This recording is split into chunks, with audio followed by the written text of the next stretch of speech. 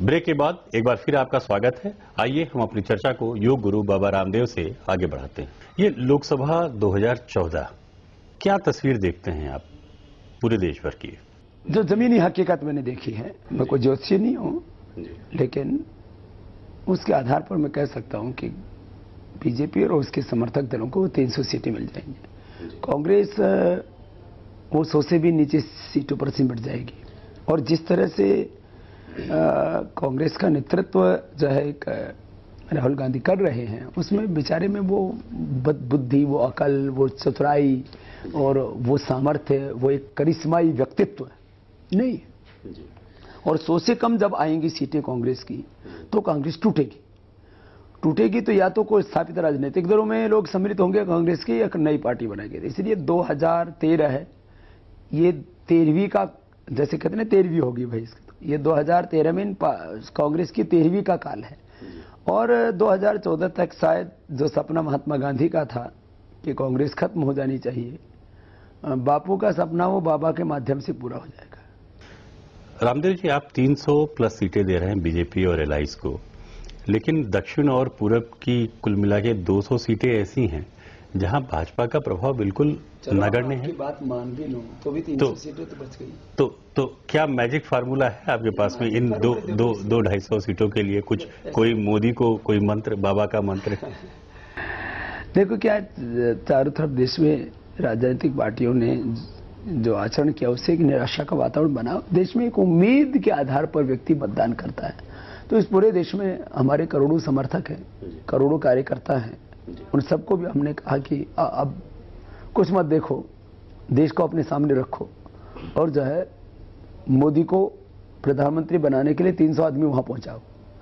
ऐसे मेरी तरह से इस देश के बारे में सोचने वाले करोड़ों लोग हैं, सब लगेंगे साथ में और एक ऐसी आंधी आएगी, एक ऐसा तूफान आएगा जिसकी शायद कल्पना अभी तक मीडिया के पंडित नहीं कर पा रहे। बाबा जी, इधर देखने में आ रहा है कि तमाम संतों की रुचि धीरे धीरे राजनीति में बढ़ रही है, तो इस ट्रेंड को आप किस रूप में देखते हैं? और मैं एक सवाल आपसे भी एक सवाल आपसे भी पूछना चाहता हूं कि आप भी अब संत हैं या नेता? देखिए, ऐसा है, देश की बात करना उसको हमें नेता नहीं कहना चाहिए। वैसे समाज को जो आगे लेके जाता वो नेता होता है। आजकल नेता की गाली हो गई है। हमारे सन्यासियों ने कब अपना राष्ट्र धर्म नहीं निभाया, या कब राजनीतिक हस्तक्षेप नहीं किया। जब से आप भारत के इतिहास को जानते हैं, भगवान राम से लेकर के और आचार्य चाणक्य और महर्षि दयानंद स्वामी विवेकानंद तक, आज के भारत तक की मैं बात कर रहा हूँ। तो जब महर्षि विश्वामित्र, महर्षि संदीपनी, महर्षि वशिष्ठ, आचार्य चाणक्य, महर्षि दयानंद स्वामी विवेकानंद, तमाम महापुरुषों ने एक लंबी श्रृंखला हमारी, और जब जब देश धर्म और संस्कृति पर कोई संकट आया तब हमारे संतों ने ही उसका मार्गदर्शन किया।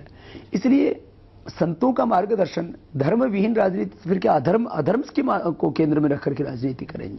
इसलिए ये जो बातें की जा रही है, ये सब ये कांग्रेस के द्वारा फैलाया हुआ एक इस देश के अंदर विष है, और इस विषजाल को, इस कुचक्र को, इस षड्यंत्र को हमें खत्म करना पड़ेगा।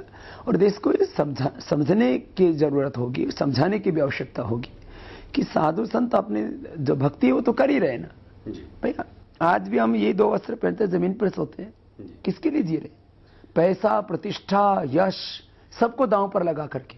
अरे हम जो कर रहे 18-18, 20-20 घंटा काम, अब एक बाल बच्चेदार अपने औलाद के लिए नहीं करता, वो हम किसके लिए कर रहे हैं? ना हमको ना एमएलए बनना, ना एमपी, ना पीएम, ना सीएम, ने कहा बुरे लोगों को नहीं बनने देना, देश को बचाने। तो कंट्री फर्स्ट, ये मिशन सबका होना चाहिए। रामदेव जी, आप नहीं लड़ेंगे एमपी का चुनाव, आप नहीं लड़ेंगे एमएलए का चुनाव, आपने साफ कहा है, लेकिन आपके समर्थक?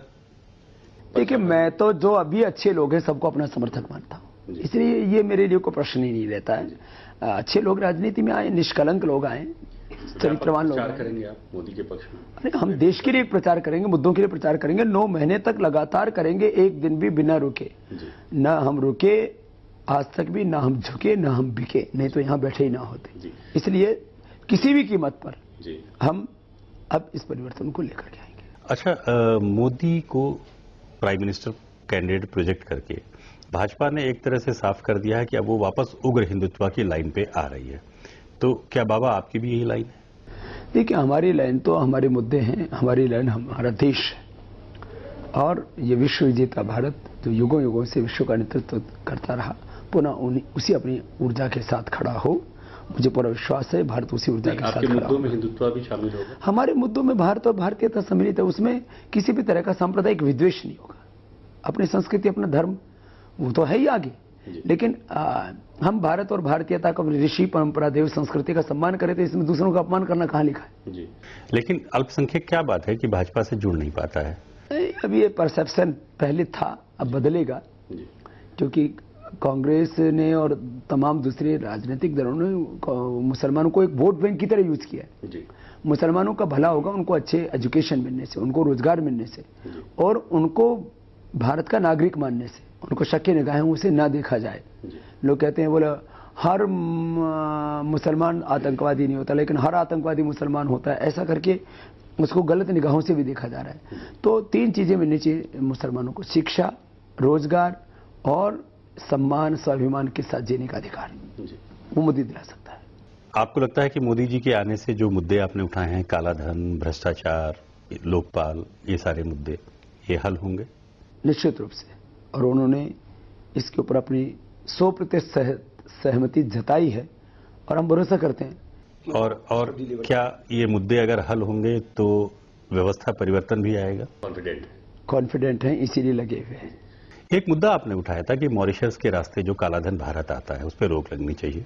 एक मुद्दा आपने उठाया था कि 500 और 1000 के नोट जो छप रहे हैं वो बंद होने चाहिए। इस बारे में भी कोई बातचीत? सारे मुद्दों के बारे में बातचीत हुई है। ये सच है कि करप्शन में जो करेंसी बड़ी यूज होती है, उससे ट्रांजैक्शन बहुत इजी होने से, पूरी वर्ल्ड की बात है, पूरी वर्ल्ड में कहीं बड़ी करेंसी नहीं होती। एफडीआई, मैंने कहा एफडीआई जो पैसा है उसको जांच होकर के आए, लॉन्ड्रिंग होकर के नहीं आए। 10 लाख करोड़ रुपए से ज्यादा मॉरिशस से धन है, उसमें 80% ब्लैक मनी है। ये मैंने सारे इकोनॉमिस्ट मान रहे भाई, और उन्हीं से काले धन के चोरों का पता लगेगा। इसलिए मैंने कहा एफडीआई ये काले धन की चाबी है। जी, लेकिन चाहे वो यूएस हो या चाहे यूके हो, उनका भी तो रूटिंग वही है मॉरिशस, वो भी पैसा मॉरिशस के थ्रू रूट करते हैं। ये तो ग्लोबल प्रॉब्लम है ना जी, अकेले हिंदुस्तान की नहीं जी। लेकिन ये जो गरीब देश कहे जाते हैं वो गरीब इसीलिए तो है कि हमारा धन लूट रहा है। जी जी। आइए लेते हैं एक छोटा सा ब्रेक से लौटेंगे तो योग गुरु बाबा रामदेव के साथ हम चर्चा का ये दौर जारी रखेंगे।